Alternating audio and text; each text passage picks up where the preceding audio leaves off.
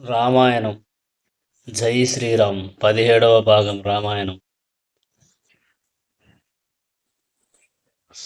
శూర్పణఖ ముక్కు చెవులు కోసిన తర్వాత కరుడనే రాక్షసుడు 14,000 మందితో రాక్షసుల్ని 14,000 మందిని తీసుకొని వచ్చి రాముడితో యుద్ధం చేసిన వీడియో 16వ భాగంలో అయిపోయింది. ఈరోజు ఆ రాముడు ఆ 14,000 మంది రాక్షసుల్ని ఒక గంట 12 నిమిషాల్లోనే సంహరించాడు. అక్కడ నుంచి ఈరోజు వీడియోలో తెలుసుకుందాం. జై శ్రీరామ్. కరుడనే రాక్షసుడు 14,000 మంది రాక్షసులని ఒక గంట 12 నిమిషాలలోనే సంహరించాడు. ఆయన తిరిగి వెనక్కి వస్తుంటే పైనుండి పుష్పవృష్టి కురిసింది. అక్కడున్న ఋషులందరూ ఎంతో సంతోషించారు. అప్పటిదాకా ఏమి జరగబోతుందో అని కంగారు పడుతూ ఉన్న సీతమ్మ ఒక్కసారి పరుగున వచ్చి రాముడిని ముందు నుండి గట్టిగా కౌగిలించుకుంది. పూర్ణచంద్రుడిలా వెలిగిపోతున్న ముఖంతో సీతమ్మ రాముడిని పక్కన నుండి వెనక నుండి మళ్ళీ కౌగిలించుకుంది. అన్నయ్య చేసిన శత్రు సంహారానికి లక్ష్మణుడు పొంగిపోయాడు. చంద్రుడి వంటి ముఖంతో సీతమ్మ కౌగిలించుకునేసరికి రాముడు తన కష్టాన్నంతా మరచిపోయాడు. అప్పుడు వాళ్ళంతా ఆనందంగా పర్ణశాలలోకి వెళ్ళారు.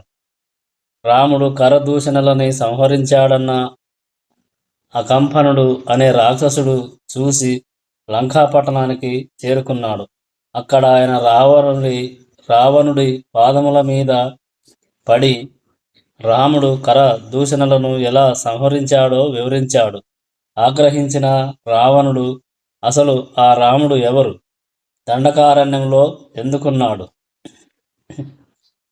వారితో ఉన్న ఆ స్త్రీ పేరేమి, అసలు 14,000 రాక్షసులని రాముడు ఒక్కడే ఎందుకు సంహరించాడు, నాకు కారణం చెప్పు అన్నాడు. అకంపనుడు వెళ్ళిపోయిన తరువాత శూర్పణఖ లంకాపట్టణంలోకి ప్రవేశించింది. ఇంద్రుడి చుట్టూ దేవతలు సభలో కూర్చున్నట్టు ఆ రావణుడి చుట్టూ మంత్రులు కూర్చొని ఉన్నారు. ఆ రావణుడు దేవతల చేత, గంధర్వుల చేత, యక్షుల చేత, కింపురుషుల చేత సంహరింపబడడు. ఆ సభలో నోరు తెరుచుకొని ఉన్న రావణుడిని చూస్తే నోరు తెరచి మీదకి వస్తున్న యమధర్మరాజు జ్ఞాపకం వస్తాడు. దేవా, అసుర విమర్దేషు వజ్ర అశనికృత వ్రణం ఐరావత విశాన అగ్రైహ ఉత్కృష్ట కిన వక్షసం విశంషత్ భుజం దశగ్రీవం దర్శనీయ పరిచ్ఛదం విశాల వక్షసం వీరం రాజలక్షణ లక్షితం. దేవతలతో అనేకసార్లు యుద్ధాలు చేయడం వలన ఆయన గుండెల మీద ఇంద్రుడి వజ్రాయుధపు దెబ్బలు ఉన్నాయి. అలాగే ఐరావతం తన దంతాల చేత కుమ్మినప్పుడు తగిలిన గాయాలు కూడా కనబడుతున్నాయి. ఆ రావణుడు 20 చేతులతో 10 తలకాయలతో విశాలమైన వక్షస్థలంలో ఉన్న మహావీరుడు. రావణుడు రాజులకి ఉండవలసిన లక్షణాలతో శోభిస్తున్నాడు. బాగా కాల్చిన బంగారపు కుండలములు పెట్టుకున్నాడు. విశాలమైన భుజాలతో ఉన్నాడు. తెల్లటి పళ్ళతో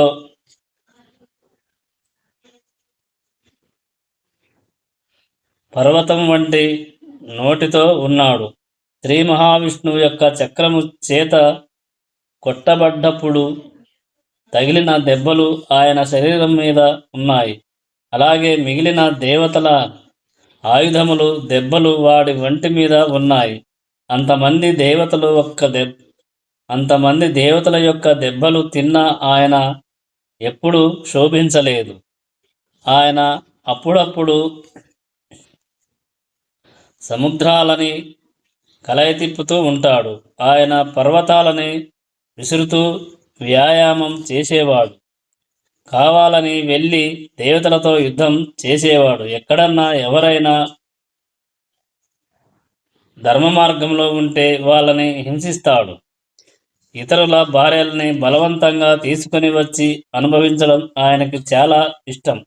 అలాగే ఆయనకి అనేక రకములైన అస్త్రములను ప్రయోగించడం తెలుసు. ఆ అస్త్రములను ఉపసంహరించడం కూడా తెలుసు. ఎవరన్నా యజ్ఞాలు చేస్తుంటే తనకున్న శక్తితో ఆ యజ్ఞాన్ని ధ్వంసం చేసేవాడు. ఒకసారి పాతాళంలో ఉన్న వాసుకిని ఓడించాడు. అలాగే తక్షకుడి భార్యను తీసుకొని వచ్చి తన భార్యగా పెట్టుకున్నాడు.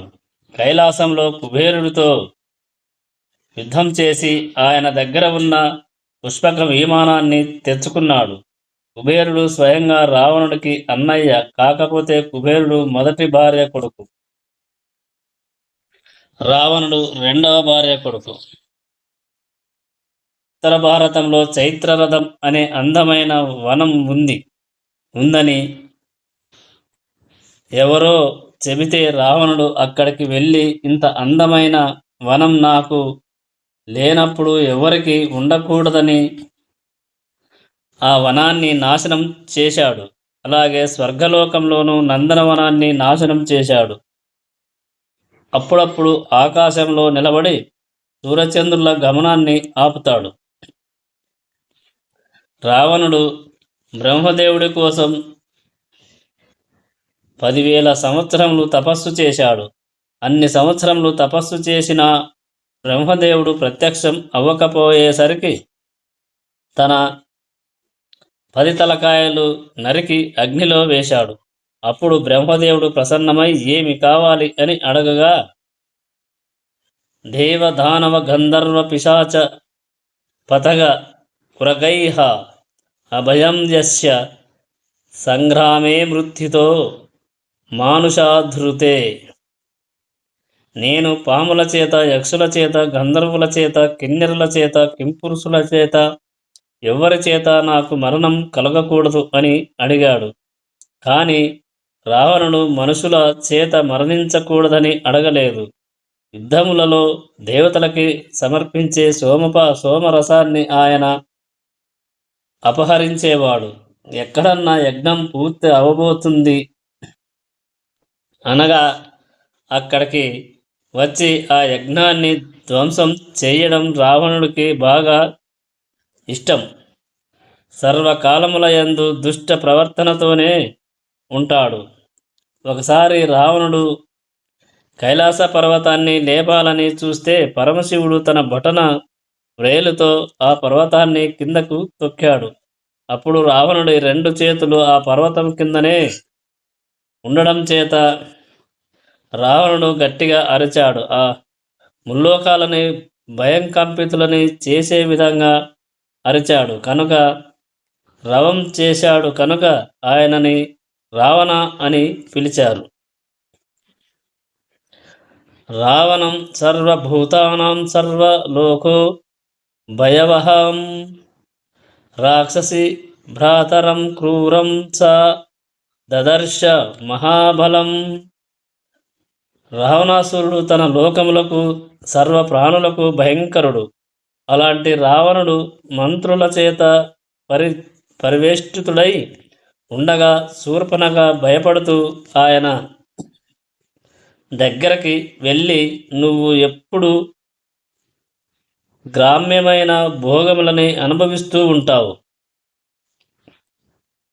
కామమునకు క్రోధమునకు వశపడిపోయావు, సరైన గూఢాచారులని నియమించుకోలేదు, నీ రాజ్యంలో ఏమి జరుగుతుందో నీకు తెలియడం లేదు, శ్మశానంలో ఉన్న అగ్నిని ఎవరు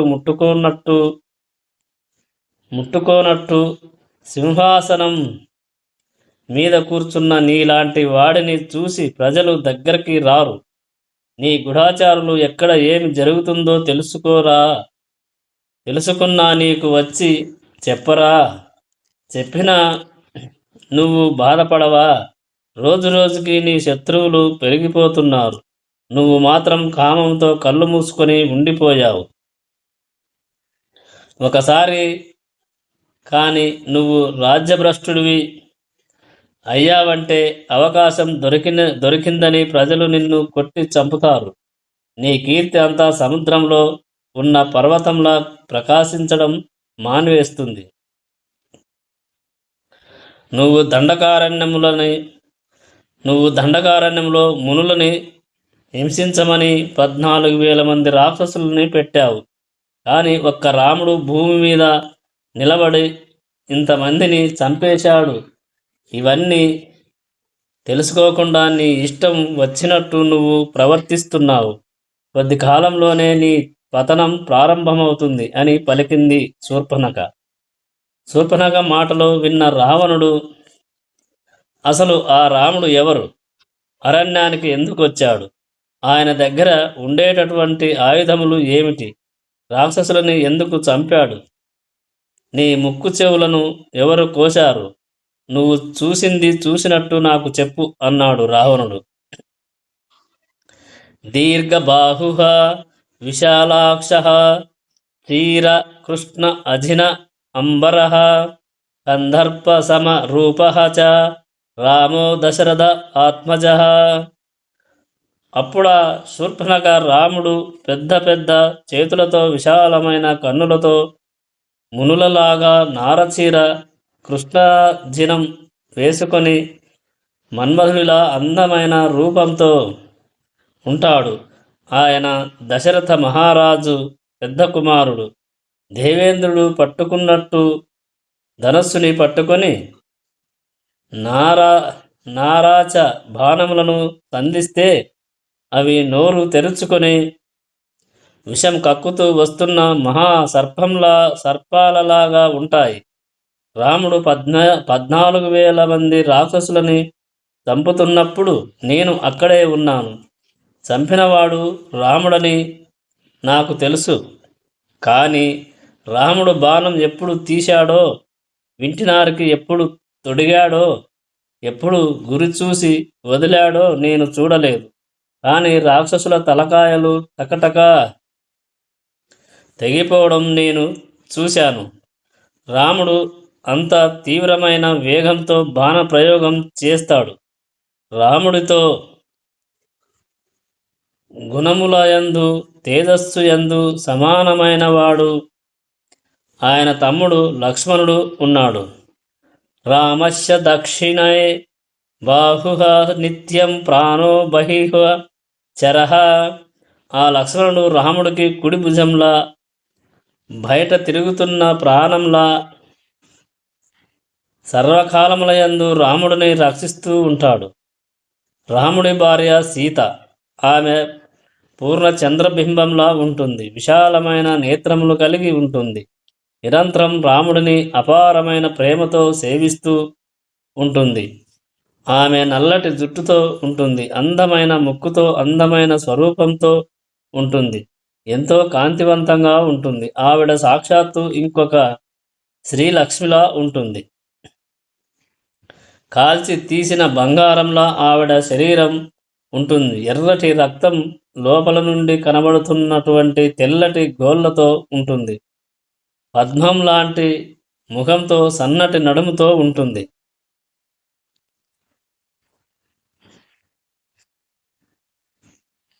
సీత గంధర్వులకి, యక్షులకి, కిన్నెరులకి, దానవులకి చెందినది కాదు.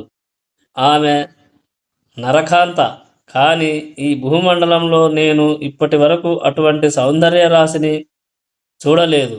సీత ఎవరిని గాఢలింగనం చేసుకుంటుందో, ఎవడు సీతకి భర్త అని అనిపించుకుంటాడో వాడే 3 లోకములలో ఉన్న ఐశ్వర్యాన్ని పొందినవాడు. వాడు ఇంద్రుడితో సమానమైన కీర్తిని గడించినవాడు.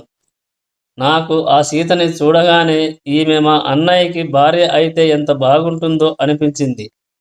అందుకని నేను సీతని తేవడానికి ప్రయత్నిస్తే ఆ లక్ష్మణుడు నా ముక్కు చెవులు కోసేశాడు.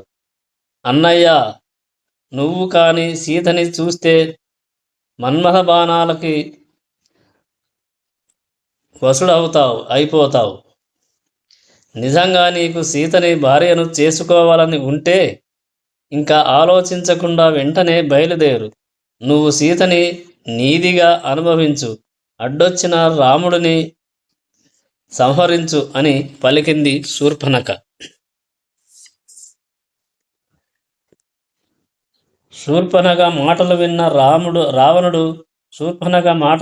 రావణుడు తన చుట్టూ కూర్చున్న మంత్రుల వంక చూసి, ఇక మీరు బయలుదేరండి అన్నాడు. అందరూ వెళ్ళిపోయాక రావణుడు నిశ్శబ్దంగా వాహనశాలకి వెళ్ళి సారథిని పిలిచి ఉత్తమమైన రథాన్ని సిద్ధం చేయమన్నాడు. అప్పుడు రావణుడు బంగారంతో చేయబడ్డ పిశాచాల వంటి ముఖాలు ఉన్న గాడిదలు కట్టిన రథాన్ని ఎక్కి సముద్రం మార్గం మీదుగా పయనమయ్యాడు. అలా వెళుతుండగా ఆయనకి ఒక పెద్ద వటవృక్షం కనబడింది. తన తల్లి అయిన వినతకి దాస్య విముక్తి చేయడానికని గరుత్మంతుడు అమృతం తేవడానికి బయలుదేరే ముందు తన తండ్రి అయిన కశ్యపుడిని అడిగాడు. నేను ప్రయాణం చేసేటప్పుడు ఆకలి వేస్తుంది కదా, అప్పుడు ఆహారం ఎక్కడ దొరుకుతుంది అని. అప్పుడా కశ్యపుడు, నువ్వు హిమాలయ పర్వతాలకి దగ్గరగా వెళుతున్నప్పుడు ఒక పెద్ద సరోవరం కనబడుతుంది. ఆ సరోవరం ఒడ్డున 2 గజ కచ్చపాలు కొట్టుకుంటూ ఉంటాయి. అవి ఒక తాబేలు, ఒక ఏనుగు. పూర్వకాలంలో ఒక బ్రాహ్మణుడికి విభాసుడు, సుప్రతీకుడు అనే 2 కుమారులు ఉన్నారు. ఆ బ్రాహ్మణుడు మరణించిన కొంతకాలానికి ఆ అన్నదమ్ముల మధ్య ఆస్తి పంపకాలలో తేడాలు వచ్చి ఒకరిని ఒకరు శపించుకున్నారు. విభాసుడు సుప్రతీకుడుని ఒక పెద్ద ఏనుగుగా అవ్వమని, సుప్రతీకుడు విభానుడిని ఒక పెద్ద తాబేలుగా అవ్వమని శపించుకున్నారు. ఆ తాబేలు చుట్టుకొలత 10 యోజనములు, మందం 3 యోజనములు ఉంటుంది. ఆ ఏనుగు 6 యోజనముల ఎత్తు, 12 యోజనముల పొడవు ఉంటుంది. ఏనుగు తాబేలుని బయటికి లాగాలని చూస్తుంటుంది. తాబేలేమో ఏనుగుని నీళ్ళల్లోకి లాగేయాలని చూస్తుంది. అవి అలా కొన్ని వేల సంవత్సరముల నుండి కొట్టుకుంటూ ఉన్నాయి. అవి అలా కొట్టుకుంటూ ఉండడం వలన ఆ చుట్టుపక్కల ఎవరూ ఉండడం లేదు. కనుక ఆకలి వేస్తే ఆ రెండింటిని తినేయి అని కశ్యప ప్రజాపతి అన్నాడు. గరుత్మంతుడు సరే అని బయలుదేరాడు. అలా వెళుతూ ఆ ఏనుగుని, తాబేలుని చూశాడు. ఆ రెండింటినీ తన కాలి గోళ్లతో పైకి ఎత్తి న్యాఘ్రోధం అనే మహావృక్షం యొక్క కొమ్మ మీద ఆ రెండింటినీ పెట్టాడు. ఆ గజ కచ్చపాల బరువుకి ఆ కొమ్మ విరిగి పోతుండగా గరుత్మంతుడు తన ముక్కుతో ఆ కొమ్మని పైకి ఎత్తి ఒక భద్రమైన స్థానానికి చేర్చాడు. తర్వాత ఆ గజ కచ్చపాలని ఒక పర్వతం మీద పెట్టుకొని తినేశాడు. ఆ తర్వాత ఇంద్రుడి దగ్గరికి వెళ్ళి అమృతాన్ని తెచ్చి వినతని దాస్యం నుండి విముక్తురాలని చేశాడు. ఆనాడు గరుత్మంతుడు ఆ గజకచ్చపాలని పెట్టినది ఈ వృక్షం మీదనే. రావణుడు అన్యగ్రోధం అనే వృక్షాన్ని చూసి కిందకి దిగి చుట్టూతా చూసేసరికి ఆయనకి ఒక తాపస ఆశ్రమం కనబడింది. అప్పుడు ఆయన ఆ ఆశ్రమంలోనికి వెళ్ళి చూడగా అందులో నారచీర కట్టుకుని జటలు వేసుకుని నియమంతో ఆహారాన్ని తింటున్నటువంటి వాడై ఒకప్పుడు రాక్షసుడైనటువంటి మారీచుడు కనబడ్డాడు. అప్పుడు ఆ రావణుడు, ఓ మారీచా, నేను ఇప్పుడు చాలా కష్టంలో ఉన్నాను. నీ వంటి మహాత్ముడు కాకపోతే నాకు ఎవరు ఉపకారం చేస్తారు? నువ్వు నాకు తప్పకుండా ఉపకారం చెయ్యాలి. నీకు తెలుసు కదా, జన స్థానంలో 14,000 రాక్షసులను నియమించి మునుల యొక్క ధర్మాలని, యజ్ఞాలని నాశనం చెయ్యమని చెప్పాను. నేను చెప్పిన పనులని వారు ఎంతో శ్రద్ధ భక్తులతో ఆచరిస్తుండగా ఎక్కడి నుంచో రాముడు వచ్చి కరుడుని, దూషణుడిని, త్రిశిరస్కుడిని, మహాకపాలుడిని మరియు 14,000 మంది రాక్షసులను ఒక్కడే చంపేశాడు. నా మనస్సుకి ఎంత బాధగా ఉందో తెలుసా? రాముడు కర్కశుడు, తీక్ష్ణ స్వభావం ఉన్నవాడు, మూర్ఖుడు, లుబ్ధుడు, ఇంద్రియాలని జయించనివాడు, ధర్మాన్ని విడిచిపెట్టినవాడు, అన్ని ప్రాణులను భయపెట్టేవాడు. దశరథుడికి అసహ్యం వేసి రాముడిని అరణ్యాలకి వెళ్ళగొట్టాడు. అందుకని నేను రాముడిని బాధ పెట్టాలని అనుకుంటున్నాను. ఏ పాపము ఎరుగని పిచ్చి తల్లి నా చెల్లి శూర్పణఖ ముక్కు చెవులు కోసేశాడు. నన్ను ఇంత బాధ పెట్టిన రాముడిని బాధ పెట్టడానికి ఆయన భార్య అయిన సీతని అపహరించి తీసుకొద్దామని అనుకుంటున్నాను. రాముడితో యుద్ధం చేసి సీతని తీసుకురావడం అనేది చాలా కష్టంతో కూడుకున్న పని. అందుకని ఏ యుద్ధము చేయకుండా పని జరిగిపోయే ఉపాయం ఒకటి నేను ఆలోచించాను. ఇప్పుడది నీకు చెబుతాను, విను. నీకు సమస్త మాయలు తెలుసు కనుక నువ్వు యుద్ధము చేయకుండా పని జరిగిపోయే ఉపాయం ఒకటి నేను ఆలోచించాను. ఇప్పుడది నీకు చెబుతాను, విను. నీకు సమస్త మాయలు తెలుసు కనుక నువ్వు బంగారు లేడిగా మారిపో. నీ ఒంటి మీద వెండి చుక్కలు ఉండాలి. ఇంతకుముందు ఎవరు చూడని కొమ్ములు ఉండాలి. నువ్వు సీత కంటబడేటట్లుగా ఆశ్రమంలో పరుగెత్తు, అటు ఇటు ఆడు. అప్పుడు సీత నిన్ను చూసి ఆ మృగం కావాలి అని అడుగుతుంది. సీత కోరిక తీర్చడం కోసం రాముడు నీ వెనకాల వస్తాడు. అప్పుడు నువ్వు అదృశ్యమవుతూ కనబడుతూ రాముడిని చాలా దూరం తీసుకుపో. అలా కొంత దూరం వెళ్ళాక హా సీత, హా సీత, లక్ష్మణ అని రాముడి కంఠంతో అరువు. రాముడికి కష్టం వచ్చిందనుకుని సీత లక్ష్మణుని పంపిస్తుంది. అప్పుడు నేను వెళ్ళి సీతను రాహువు చంద్రుడిని ఎత్తుకొచ్చినట్టు ఎత్తుకొస్తాను. అందుకనే నువ్వు బంగారు జింకగా మారిపో అన్నాడు. ఈ మాటలు విన్న మారీచుడు దేవతలు కనురెప్ప వేయకుండా ఎలా నిలుచుంటారో అలా నిలుచుండిపోయాడు. శవం నిలబడితే ఎలా ఉంటుందో అలా నిలబడ్డాడు. తర్వాత ఆయన అన్నాడు, సులభాః పురుషా రాజన్ సతతం ప్రియవాదినః అప్రియస్య చ పత్యస్య వక్తా శ్రోతా చ దుర్లభః. రావణ, మన మనస్సుకి ఇష్టమయ్యేటట్లు మాట్లాడేవారు చాలామంది దొరుకుతారు. కానీ వారు మనల్ని అభ్యున్నతి వైపుకి నడిపించేటట్టు మాట్లాడేవారు కాదు. కొంతమంది మాట్లాడితే అప్రియంగా మాట్లాడినట్టు ఉంటుంది. కానీ ఆ మాటలలో అవతలి వారి అభ్యున్నతిని గూర్చిన మాటలు ఉంటాయి. అలా మనకి మంచి చెప్పేవాడు దొరకడు. ఒకవేళ అలాంటి వాడు దొరికినా వినేవాడు దొరకడు. నీకు ఎవరో గూఢాచారులు చెబితే రాముడి గురించి విన్నావు. ఆ గూఢాచారి పరమ దుర్మార్గుడు నీ మీద కక్ష కట్టి నీ ప్రాణాలు తీయాలని చూస్తున్నాడు. అందుకని నీకు అన్ని అసత్యములు చెప్పాడు. నువ్వు ఇప్పటిదాకా రాముడు గురించి చెప్పినవన్నీ అబద్ధాలు.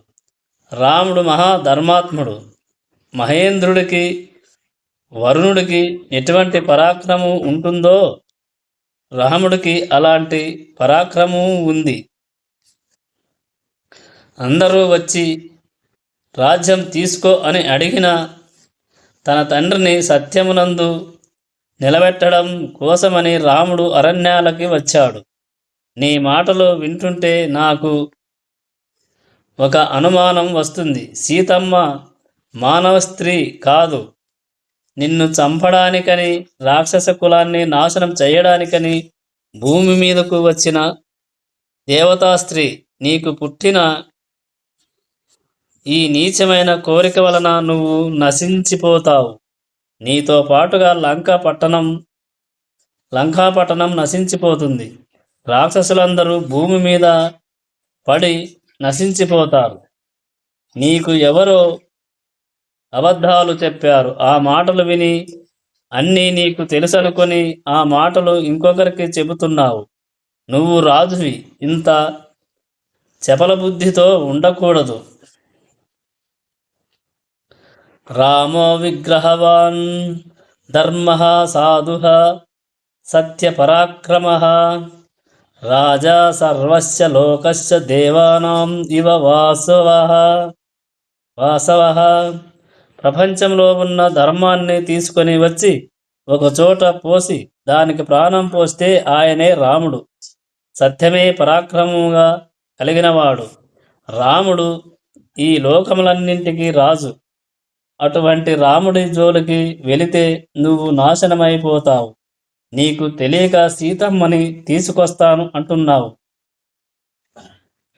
ఆమె బూది కప్పిన నిప్పు. తన తేజస్సుతో తనని రక్షించుకోగలదు.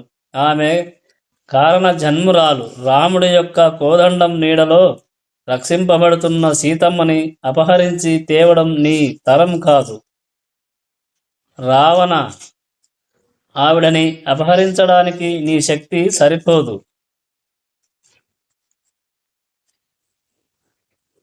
జీవితం చ సుఖం చైవ రాజ్యం చైవ సుదుర్లభం యత్ ఇచ్చసి చీరం భోక్తం మా కృతా రామ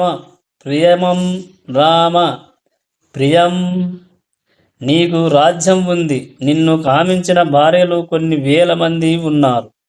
వాళ్ళతో నువ్వు హాయిగా జీవితాన్ని గడపాలి అనుకుంటే రాముడి పట్ల ఆ ప్రియాన్ని మాత్రం చెయ్యకు.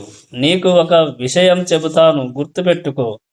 నేను కూడా ఒకప్పుడు నీలాగే విర్రవీగాను. ఆ రోజుల్లో నేను నల్లటి శరీరంతో ఉండి బంగారు కుండలాలు పెట్టుకొని వరగర్వంతో మదించి ఉండేవాడిని. ఆ సమయంలో విశ్వామిత్రుడంతటి వాడు యాగము చేస్తుంటే నేను ఆ యాగాన్ని ధ్వంసం చేశాను. అప్పుడు విశ్వామిత్రుడు అయోధ్య నుండి రాముడిని లక్ష్మణుని తీసుకొచ్చాడు. అప్పుడు వాళ్ళిద్దరూ యాగము చుట్టూ తిరుగుతూ ఆ యాగాన్ని రక్షిస్తున్నారు. యాగం చివరికి వచ్చాక ఆ యాగాన్ని ధ్వంసం చెయ్యాలనుకుని నేను ఆకాశ మార్గంలో వచ్చి చూశాను. ఇప్పుడు నీకెంత పొగరుందో అప్పుడు నాకంత పొగరుండేది. అజాత వ్యంజన శ్రీమాన్ బాల శ్యామ శుభేక్షణ ఏకవస్త్రధరో ధన్వీ శిఖీ కనక మాలాయ. నేను కిందకి చూసేసరికి మెడలో ఒక బంగారు గొలుసు వేసుకొని మీసాలు సరిగ్గా రాని పద్మముల వంటి కన్నులున్న ఒక్క వస్త్రం కట్టుకొని చేతిలో కోదండం పట్టుకొని పిలక పెట్టుకొని ఉన్నవాడిని చూశాను. విశ్వామిత్రుడు వెళ్ళి ఈ పిల్లవాడినా ఈ పిల్లవాడినా తీసుకొచ్చింది, వీడా నన్ను చంపేవాడు అని నువ్వు ఇప్పుడు ఎలా అనుకున్నావో నేను కూడా అప్పుడు అలానే అనుకున్నాను. బాలచంద్రుడి వంటి ముఖంతో ఉన్న ఆ రాముడు నన్ను ఏమి చేస్తాడులే అని నేను ఆ యాగగుండంలోకి రక్తాన్ని వర్షించాను. అప్పుడు రాముడు నన్ను ఒక బాణం పెట్టి కొడితే నేను 100 యోజనముల అవతల సముద్రంలో పడిపోయాను. కొంతకాలానికి నాకు తెలివి వచ్చింది. అప్పటి నుండి నాకు రాముడన్నా రామబాణమన్నా భయం. పాములున్న సరోవరంలోకి చేరిన చేపలు ఎలా నశించిపోతాయో, తాను ధర్మంగా బతుకుతున్న అధర్మాత్ముడితో స్నేహం పెట్టుకున్నవాడు కూడా అలానే నశించిపోతాడు. అందుకని నీతో స్నేహం పెట్టుకోవడానికి నాకు భయంగా ఉంది. అసలు నీకు పరుల భార్యలని తెచ్చుకోవాలనే కోరిక ఏమిటి? నీకు ఉన్నటువంటి వేల భార్యలలో సుఖంగా ఉండలేవా? ఇప్పటిదాకా బాగానే ఉన్న నీకు ఇటువంటి పాడుబుద్ధి ఎందుకు కలిగింది? రాముడి జోలికి వెళ్ళమాకు, నాశనమైపోతావు. ఆనాడు రాముడి బాణపు దెబ్బ తిన్నాక కొంతకాలానికి నాకు మళ్ళీ అహంకారం పుట్టుకొచ్చింది. రాముడు మళ్ళీ కనబడడులే అని ఒక పెద్ద మృగరూపం పొందాను. నాకున్న పాత స్నేహితులిద్దరితో కలిసి తాపసులని చంపి వారిని భక్షిద్దామని మేము బయలుదేరాము. అలా కొన్ని ఆశ్రమాల మీద దాడి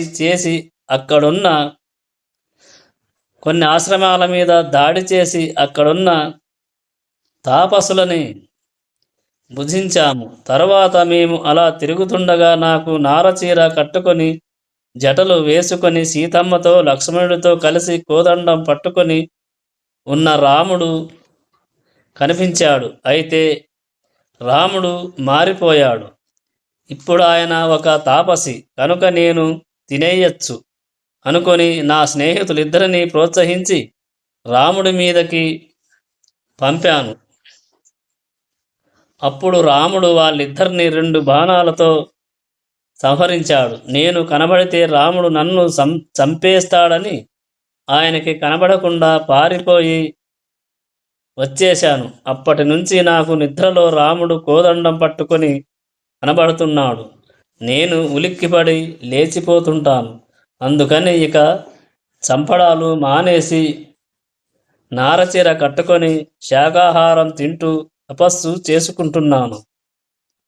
అలా నేను ఏ కందమూలాలో తెచ్చుకుందామని బయటకు వస్తే ప్రతి కొమ్మ మీద, కాయ మీద, గడ్డి పరక మీద, భూమి మీద, నీటి మీద, ప్రతి చోట నన్ను చంపడానికి యముడు వచ్చినట్టు రాముడు కనబడుతుంటాడు. అందుకని నేను బయటికి కూడా వెళ్ళడం లేదు. నాకు ఇప్పుడు కన్ను మూసినా తెరిచినా రాముడే కనబడుతున్నాడు. నాకు అంతా రామమయమై కనబడుతుంటే నేను ఎవరిని బాధ పెట్టను, ఎవరి జోలికి వెళ్ళను. రావణ, ఇవాళ నా పరిస్థితి ఏంటో తెలుసా? నా దగ్గరికి ఎవరన్నా వచ్చి రథం అని అందామనో లేకపోతే రత్నము అని అందామనో రా అని పలకగానే వారు తర్వాత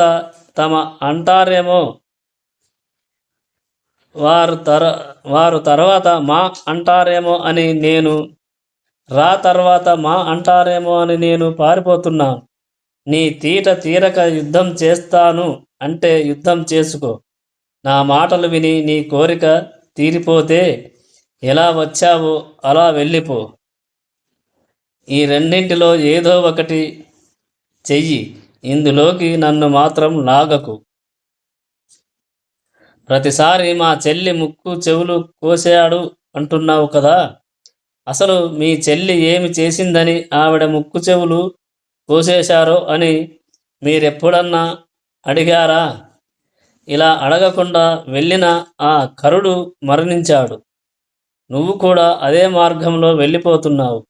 నా మాట విని ఇటువంటి పనులు చెయ్యకు అని మారీచుడు అన్నాడు. మారీచుడు చెప్పిన మంచి మాటలు తలకి ఎక్కకపోవటం వలన రావణుడు ఇలా అన్నాడు, అన్ని గొప్పలు చెబుతావేంటి? రాముడి గురించి. రాముడు కేవలం ఒక మనిషి. నా దగ్గర రాముడిని పొగడద్దు. నా నిర్ణయం మారదు. కరుడు వెళ్ళిన మార్గంలోనే రాముడిని కూడా పంపుతాను. నీ సహాయంతోనే సీతను ఎత్తుకొస్తాను. నేను నిన్ను సీతని అపహరించడం కోసమనే జింక వేషం వేయమన్నాను. అంతేకాని ఇందులో అపాయం ఉందా లేదా అని నేను నిన్ను అడగలేదు. ఇవన్నీ నిన్ను ఎవడు చెప్పమన్నాడు? నువ్వు పరిధిని మించి మాట్లాడుతున్నావు. ప్రభువు నీ దగ్గరకు వచ్చి మాట్లాడుతుంటే అడిగిన ప్రశ్నకి అంజలి ఘటించి జవాబు చెప్పడం నీ బాధ్యత. ఇక అంతకన్నా ఎక్కువ మాట్లాడకూడదు. రాజు అగ్ని, చంద్రుడు, సోముడు, వరుణుడు, యముడు అనే 5 రూపాలలో ఉంటాడు. నువ్వు నా మాట వింటే నేను నీ పట్ల సౌమ్యంగా ఉంటాను. కాదంటే నేను నీకు యముడిని అవుతాను. నేను చెప్పినట్టు నువ్వు వెంటనే బంగారు లేడిగా మారి బయలుదేరు. జింకగా వెళితే రాముడి చేతిలో చస్తావు. లేదో అన్నది అనుమానమే, కానీ వెళ్ళనట్టే మాత్రం నేను నిన్ను చంపేస్తాను అన్నాడు. అప్పుడు మారీచుడు, రాజు తప్పు త్రోవలో నడుస్తుంటే మంత్రులైన వారు చుట్టూ చేరి నిగ్రహించాలి. అలా నిగ్రహించని మంత్రులు ఉన్నా ఒకటే, లేకపోయినా ఒకటే. రాజ్యపాలన నిర్వహిస్తున్న వాడిని పాశములతో పట్టే స్థితిలో మంత్రులు లేకపోతే ఆ మంత్రులకి మరణశిక్ష విధించాలి. రాజే ధర్మం, రాజే జయం. రాజు వలననే లోకానికి రక్షణ. ఆ రాజు ధర్మం తప్పినవాడు లోకములో రక్షణ ఉండదు. ఆ రాజు ధర్మం తప్పిన నాడు లోకంలో రక్షణ ఉండదు. ఆ రాజుని ఆశ్రయించిన వారెవరూ బ్రతకరు. స్వామినా ప్రతికూలేన వజ్రాః తీక్ష్ణేన రావణ రాక్షసమానాన వర్ధంతే మేష గోమాయునా యథా. రాజన్నవాడు ప్రజల వెనకాల ఎలా ఉండాలంటే కొడుకుల వెనక తండ్రిలా ఉండాలి. అలా ఉండనివాడు ఆవుల వెనకాల వచ్చిన నక్కలాంటివాడు. అలాంటి వాడి వలన ఆ ప్రజలకి భద్రత ఉండదు. నీలాంటి దుర్మార్గుడు రాజుగా ఉన్న ఆ రాజ్యంతో పాటు ఆ రాక్షసులు నశించిపోతారు. నీకు పుట్టిన ఈ నీచమైన కోరిక వలన నీ సైన్యం కూడా నశించిపోతుంది. రాముడు చూస్తుండగా సీతమ్మని తీసుకురాలేవని తెలిసి రాముడు లేనప్పుడు సీతమ్మని అపహరించాలనే ప్రయత్నం చేస్తున్నావు. నీకు తెలుసు నువ్వు పిరిగివాడవని, యుద్ధంలో నిలబడలేవని. నువ్వు నా ప్రభువువి కనుక నా కొన ప్రాణం వరకు నువ్వు చెప్పిన పనిని చేయుటకు ప్రయత్నిస్తాను. కానీ సీతమ్మ కంటే ముందు నన్ను రాముడు చూస్తే నా పని అయిపోయినట్టే. రాముడిని చూసి నేను ఒక్కడినే చనిపోతాను. ఆ తరువాత సీతమ్మని తెచ్చి నువ్వు సకల బంధు పరివారంతో చనిపోతావు. ఎప్పుడైతే ఈ పని చేస్తాను అన్నావో అప్పుడే నా ప్రాణాలు పోయాయి. ఇప్పుడు నీ ముందు ఉన్నది మారీచుడు అనే బొమ్మ. ఆ బొమ్మని నీకు నచ్చినట్టు వాడుకో. నీకు ఎంత చెప్పినా నువ్వు వినడం లేదు కనుక నీ కోరిక తీర్చే ప్రయత్నం చేస్తాను పద అని అన్నాడు మారీచుడు. రావణుడు మారీచుడు ఇద్దరూ కలిసి రాముడున్న ఆశ్రమం దగ్గరకు రథంలో దిగారు. అప్పుడా మారీచుడు ఒక అందమైన జింకగా మారిపోయాడు. దాని ఒళ్ళంతా బంగారు రంగులో ఉంది. దాని మీద ఎక్కడ చూసినా వెండి చుక్కలు ఉన్నాయి. ఇంద్రనీలము ప్రకాశించినట్టు దాని కొమ్ములు ప్రకాశిస్తున్నాయి. సగం నల్ల కలువ రంగులో, సగం ఎర్ర కలువ రంగులో ఆ జింక యొక్క ముఖం ఉంది. దాని కడుపు ముత్యాలు మెరిసినట్టు మెరుస్తుంది. సన్నని కాళ్ళతో ఉంది. సృష్టిలో ఇప్పటి వరకు ఎవరూ ఎరుగని రూపాన్ని మారీచుడు పొంది గంతులేసుకుంటూ ఆశ్రమంలోకి ప్రవేశించాడు. అక్కడున్నటువంటి లేత చిగుళ్ళని తింటూ అటూ ఇటూ పరుగులు తీస్తూ అక్కడున్న మృగాల దగ్గరికి వెళుతూ మళ్ళీ తిరిగి వస్తూ ఒక జింక ప్రవర్తించినట్టు ప్రవర్తించడానికి ప్రయత్నిస్తున్నాడు. కానీ మారీచుడు మిగతా మృగాల దగ్గరికి వెళ్ళేసరికి అవి ఈయనని రాక్షసుడిగా కనిపెట్టి దిక్కులు పట్టి పారిపోయాయి. అదే సమయంలో సీతమ్మ పువ్వులు కొయ్యడానికని అటుగా వెళ్ళింది.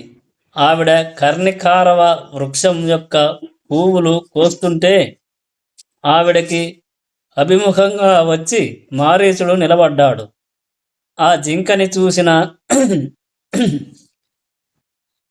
సీతమ్మ పొంగిపోయి, రామ, లక్ష్మణ, మీరు మీ ఆయుధములను ధరించి వెంటనే రండి అని పలికింది సీతమ్మ. రామలక్ష్మణులు వచ్చాక సీతమ్మ వాళ్ళతో ఎదురుగా ఉన్న ఆ మృగాన్ని చూశారా? ఎంత అందంగా ఉందో! సృష్టిలో ఇలాంటి మృగాన్ని నేను ఇప్పటి వరకు చూడలేదు. ఆ బంగారు రంగు చర్మం, వెండి చుక్కలు అని సీతమ్మ ఆ మృగాన్ని గూర్చి వర్ణించబోతుండగా వెంటనే లక్ష్మణుడు ఇలా అన్నాడు. శంఖమానాః శంఖమానాః తు తం దృష్ట్వా లక్ష్మణో రామం అబ్రవీత్ తం ఏవ ఏనం అహం మన్యే మారీచం రాక్షసం మృగం. అన్నయ్య, ఇది మృగం కాదు, ఇది మారీచుడు. ఈ సృష్టిలో ఎక్కడ ఇటువంటి జింక లేదు. ఈ మారీచుడు చాలా కామరూపాన్ని పొంది వేటకి వచ్చిన ఎందరో రాజులని ఆకర్షించి భుజించాడు. నా మాట నమ్ము, ఇది ఖచ్చితంగా మారీచుడి మాయ అన్నాడు లక్ష్మణుడు. అప్పుడు సీతమ్మ లక్ష్మణుడిని ఇంకా మాట్లాడవద్దు అన్నట్టు వారించి రాముడితో, ఆర్యపుత్ర, నా మనస్సుని ఈ మృగం హరిస్తోంది. నాకు ఆడుకోవడానికి ఈ మృగాన్ని తెచ్చి ఇవ్వండి. చంద్రుడు అరణ్యాన్ని ప్రకాశింపజేసినట్టు ఒంటి మీద రత్నాల లాంటి చుక్కలతో ఈ జింక అరణ్యాన్ని ప్రకాశింపజేస్తుంది. మనం కట్టుకున్న ఆశ్రమంలో ఎన్నో మృగాలు ఉన్నాయి. వాటితో పాటు ఈ జింక కూడా ఉంటే నాకు ఎంతో సంతోషంగా ఉంటుంది. ఆహా, ఏమి లక్ష్మి స్వరూపం, ఏమి అందం!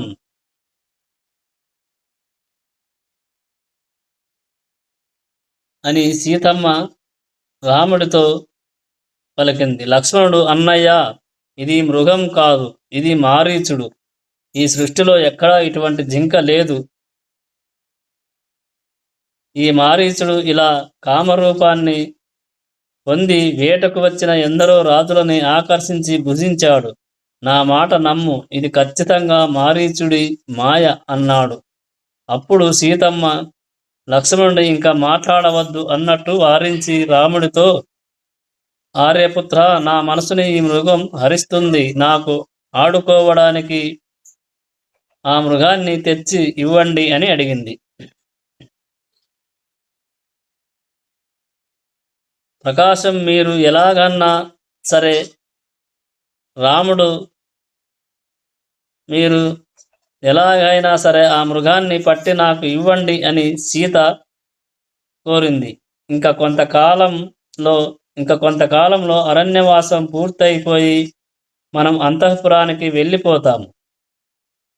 అప్పుడు ఈ మృగాన్ని తీసుకొని వెళదాము. ఈ మృగం భవిష్యత్తులో అంతఃపురాన్ని శోభింపచేస్తుంది. మనం అంతఃపురానికి వెళ్ళగానే భరతుడు ఈ మృగాన్ని చూసి అబ్బా, ఏమి మృగం వదిన అంటాడు. అత్తగారులు అందరూ చూసి అబ్బా, ఏమి మృగం అంటారు. అందుకని మీరు దాన్ని జీవించి ఉండే ఉండగానన్ జీవించి ఉండగానన్న పట్టుకురండి, లేకపోతే చంపైనా తీసుకురండి. మీరు ఒకవేళ దాన్ని చంపి తీసుకువస్తే దాని చర్మాన్ని ఒలుచుకొని లేత పచ్చగడ్డి మీద ఈ జింక చర్మాన్ని పరుచుకొని దాని మీద కూర్చుంటే ఎంత బాగుంటుందో రామా. నేను స్త్రీని కావడం చేత ఏదన్నా కోరిక కలిగేటప్పటికీ భావంలో వ్యాఘ్రత ఏర్పడుతుంది. ఎలాగైనా నా కోరిక తీర్చవలసిందే అని మంకు పట్టుపట్టినట్టు మాట్లాడాన. అలా మాట్లాడితే ఏమి అనుకోకండి అని పలికింది సీత. అప్పుడు రాముడు లక్ష్మణుడి వంక చూసి, లక్ష్మణ, నీ వదిన ఈ 13 సంవత్సరాలు అరణ్యవాసంలో ఏమీ అడగలేదు. మొట్టమొదటిసారి ఈ జింకను అడుగుతుంది.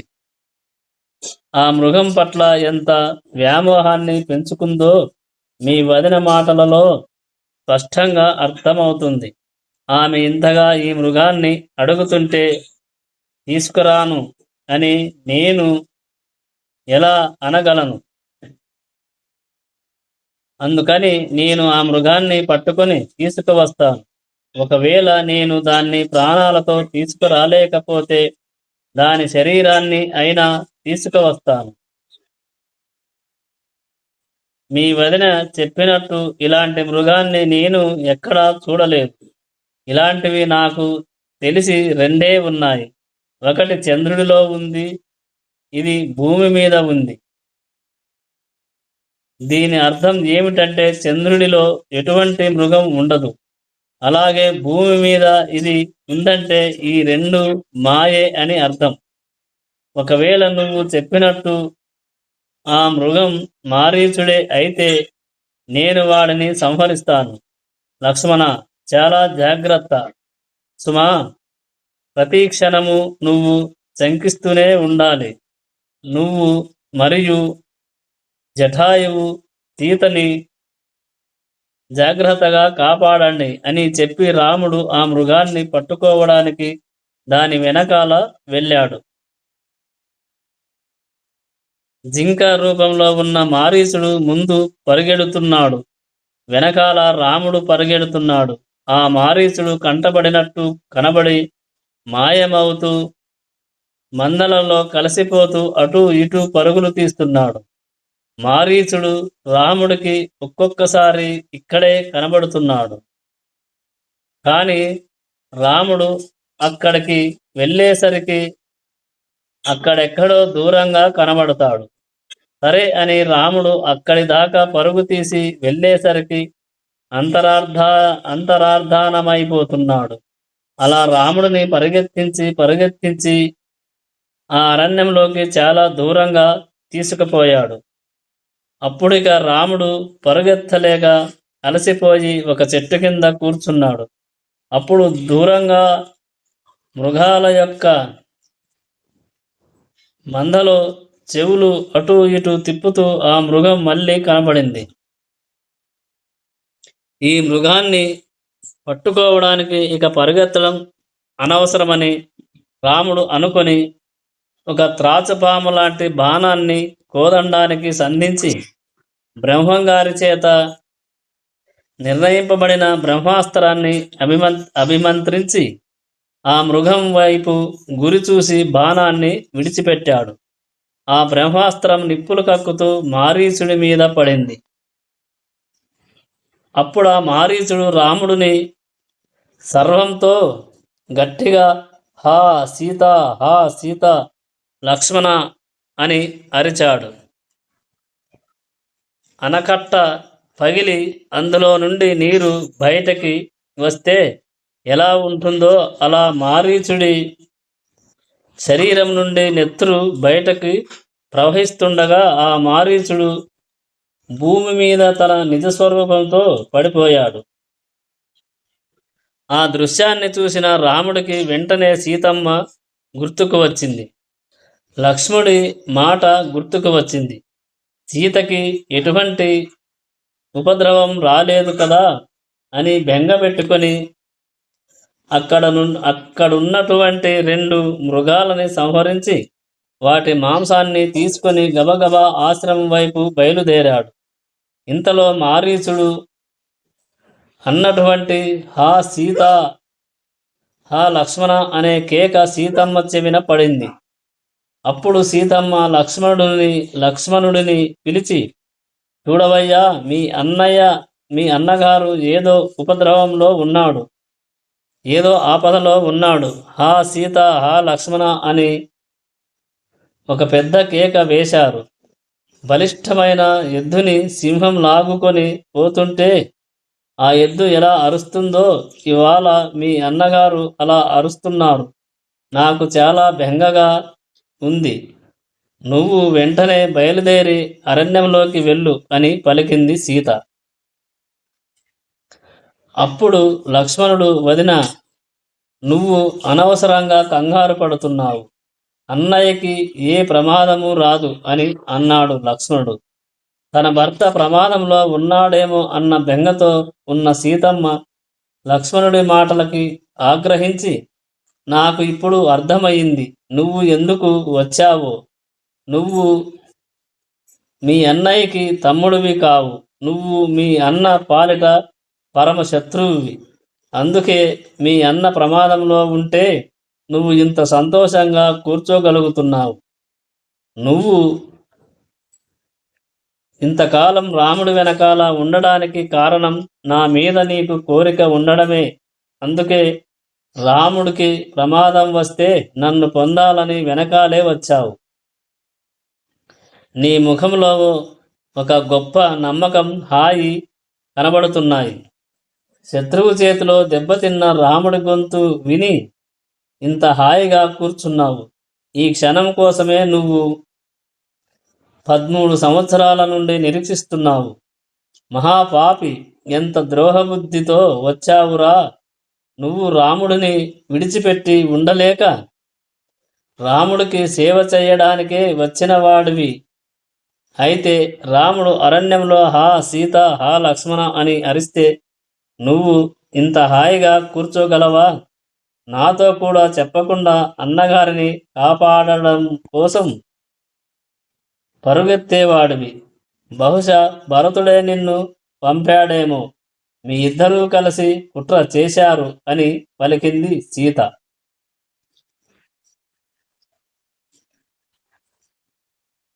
తన 2 చేతులతో సీతమ్మకి అంజలి ఘటించి లక్ష్మణుడు ఇలా అన్నాడు, దేవతలు, దానవులు, గంధర్వులు, యక్షులు, కిన్నెరులు, ఈ బ్రహ్మాండంలో ఉన్న వీరులంతా ఒక పక్క, మా అన్నయ్య ఒక పక్క ఉన్న ఆయనని ఎవ్వరూ నిగ్రహించలేరు. అన్నయ్య పరాక్రమమేమిటో నాకు తెలుసు వదినా. ఎవరో అరిస్తే నువ్వు బెంగ పెట్టుకొని మాట్లాడుతున్నావు. అరచినది మారీచుడు. అన్నయ్య అరవలేదు. నా మాట నమ్ము అని లక్ష్మణుడు అన్నాడు. నసస్ తస్య స్వరో వ్యక్తం న కచ్చిత్ అపి దైవతః గంధర్వ నగర రక్ష్యామాయ తస్య చ రక్షణః రాక్షసః. నేను యథార్థం చెబుతున్నాను. అది అసలు మా అన్నయ్య అరుపే కాదు. మాయావి అయిన వాడు నిర్మించిన గంధర్వ నగరం ఎలా ఉంటుందో అలా మా అన్నయ్య కంఠంతో చనిపోయే ముందు ఒక మాయావి అరిచాడు. మా అన్నయ్య కంఠం అక్కడ పూర్తిగా రాలేదు. నన్ను దూరంగా పంపితే నువ్వు ప్రమాదంలోకి వెళతావు. అందుకని నువ్వు బెంగ పెట్టుకోకు. నువ్వు అలా చూస్తూ ఉండు. అన్నయ్య కోదండం పట్టుకొని వస్తాడు. ఆ మాయా మృగం చర్మంతో వస్తాడు. అన్నయ్య వెళ్ళే ముందు వదినని నీకు అప్పచెప్పి వెళుతున్నాను. ప్రతి క్షణాన్ని సంరక్షిస్తూ నువ్వు వదిన పక్కనే ఉండు అన్నాడు. నేను ఇప్పుడు నిన్ను వదిలి వెళితే అన్నయ్యకి ఇచ్చిన మాట తప్పినవాడని అవుతాను. ధర్మం తప్పిపోతానని నిలుచుతున్నాను తప్ప నేను అన్యబుద్ధి కలిగిన వాడిని కాదు. వదినమ్మ, నన్ను క్షమించు.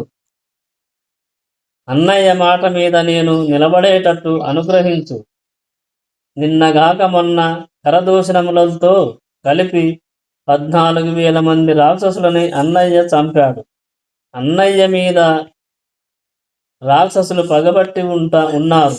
అందుచేత ఎలాగైనా మనకి ఉపద్రవం తేవాలని మాయా స్వరూపంతో ఇవాళ ప్రవర్తించారు. నా మాట నమ్ము. ఆ అరుపులని నమ్మకు అన్నాడు లక్ష్మణుడు. అప్పుడు సీతమ్మ, నాకు అర్థమైందిరా మహాపాపి, క్రూరాత్ముడా, నువ్వు ఎందుకు వచ్చావో నాకు తెలియదని అనుకోకు. రాముడు మరణించాడన్న మాటని ధృవపరచుకోవడానికి ఇక్కడ నిలుచున్నావు. నన్ను పొందడం కోసమే నువ్వు రాముడి వెనకాల వచ్చావు. నిన్ను భరతుడే పంపించాడు. మీ ఇద్దరూ కలిసి కుట్ర చేశారు. కానీ నువ్వు ఒక విషయం తెలుసుకో. ఇంది వరాశ్యముడైన రాముడు పడిపోయాక నేను నిన్ను కన్నెత్తి కూడా చూడను. నేను వెళ్ళమన్నా వెళ్ళకుండా రాముడు ప్రాణాపాయంలో ఉంటే నువ్వు నా దగ్గర నిలబడి మాట్లాడుతున్నావు కనుక నీ ఎదుటనే విషం తాగి శరీరాన్ని విడిచిపెట్టేస్తాను అని పలికింది సీత. అప్పుడు లక్ష్మణుడు, ఎంత ప్రమాదం తెచ్చావు వదినా. ఇవాళ నేను ఇక్కడ నిలబడితే నీ ప్రాణాలు తీసుకుంటావు. నేను వెళ్ళిపోతే నీకు ప్రమాదం వస్తుంది అని అన్నాక 2 చేతులతో సీతమ్మ పాదాలు పట్టుకొని, వదినమ్మ, నువ్వు ఇవాళ ఒక సామాన్యమైన స్త్రీ మాట్లాడినట్టు మాట్లాడావు. నువ్వు అన్నావు, కానీ నేను మాత్రం ఒక్కదానికి కూడా జవాబు చెప్పను. ఆ మాటలకి ఏమని జవాబు చెప్పను. నేను నిన్ను ఎన్నడూ ఆ భావనతో చూడలేదు.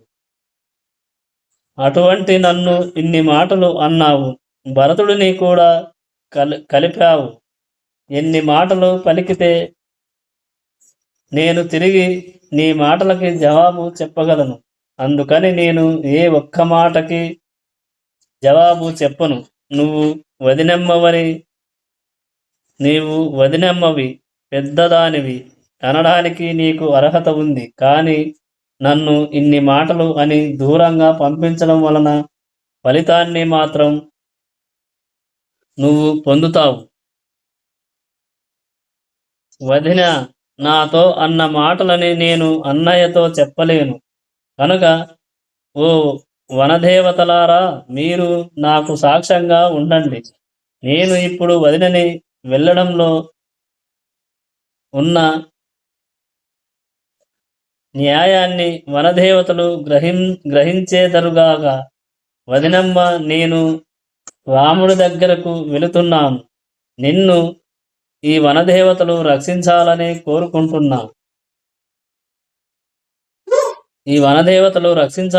కోరుకుంటున్నాను అని వెళ్ళిపోతూ వెనక్కి తిరిగి సీతమ్మ పాదాల వంక చూసి శిరస్సు వంచి నమస్కరిస్తూ, అమ్మా, నేను మళ్ళీ తిరిగొచ్చి మా అన్నయ్య నీ పక్కన నిలుచుంటే మా అన్నయ్య పాదాలకి నీ పాదాలకి కలిపి నమస్కరించే అదృష్టం నాకు దొరుకుతుందా అన్నాడు. అప్పుడు సీతమ్మ, పాపిష్టివాడా, నువ్వు ఇంకా వెళ్లకుండా నిలుచుంటే నీకు దక్కుతానని అనుకుంటున్నావేమో. నా పాదంతో కూడా నిన్ను తాకను. నువ్వు వెళ్ళకపోతే ఇప్పుడే విషం తాగాన్నా, అగ్నిలో దూకనా, గోదావరిలో దూకనా, ఉరి వేసుకొని అయినా చనిపోతాను, కదులుతావా కదలవా అని సీతమ్మ తన కడుపు మీద బాదుకొని ఏడ్చింది. అప్పుడు ఆ లక్ష్మణుడు సీతమ్మకు ప్రదక్షిణం చేసి ఏడుస్తూ వెళ్ళిపోయాడు. జై శ్రీరామ్. ఇంకా రేపటి వీడియోలో తెలుసుకుందాం.